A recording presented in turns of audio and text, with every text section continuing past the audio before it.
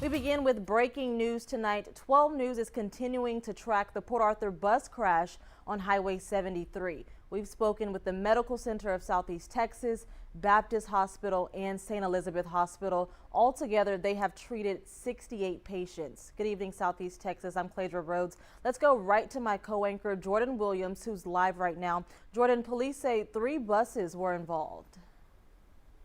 Yeah, Cladra, what a scary ride home for those plant workers. They were riding on these Hotard buses when they collided about a half mile from where we're standing.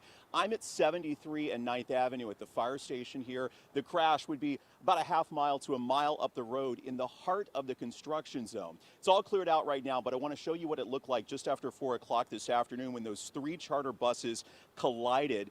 The wreck in the eastbound lanes, again, in the middle of the construction zone. We understand, we're getting some new information, the third bus, these buses were traveling one behind the other. The third bus hit the second, and then that hit the first bus. So really scary situation. I want to come back out live. I'm joined by Sergeant Timberly Battle with the Port Arthur Police Department. Sergeant, you were telling me some new information that you can share at this point about what you think happened, what caused the crash. Well, we do believe that the initial bus driver was trying to be defensive when a dump truck cut into their lane. They did slow down, preventing an initial collision. The second bus was traveling behind them. They slowed down, and from our investigation, we believe that coming above the bridge, the third bus was unable to see them and react immediately. So a chain reaction. Correct. All right, and it started from behind. Number 3 hit number 2, which then hit number 1. Let's talk about the injuries. 68 people hurt. How do you guys even respond in a situation like that when you have that many injured to figure out how you're going to transport them and get them to the hospitals? Well, we reach out to other first responders in the area. It's called interagency cooperation. We kind of let them know what's going on, what we have, and they send out as much as they have as soon as possible. But then when we get on the scene, we do a triage and we try to monitor who's hurt the worst and get those people the best help we can first and go on down. Luckily, we didn't have any major life-threatening injuries. That's wonderful news, because you and I were talking earlier. You see the pictures, you see the aftermath. This could have been much worse. Yes, it absolutely could have. So thank goodness it did not turn out as bad as it could have.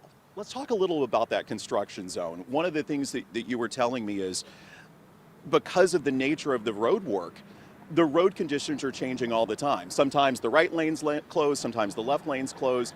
It's complicated to get through there. So how did that affect the response this afternoon? I did cause some delays in getting first responders to the scene, but that was mostly because of traffic backup as well. It's not a lot we can do when it comes to the construction. We can just try to navigate it as best as possible.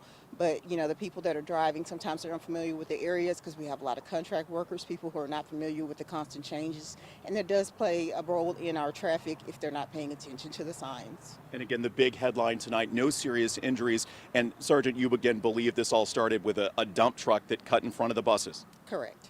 Yes. We appreciate that information tonight. We'll be visiting more throughout the evening here. Cladra, that is the latest. Again, the highway is back open. A total of 68 workers injured in this chain reaction crash involving plant workers who, by all accounts, were probably heading home after a long day's work. We'll be gathering more information. Keep it right here on 12 News and stay with us online at 12newsnow.com. I'll send it back to you.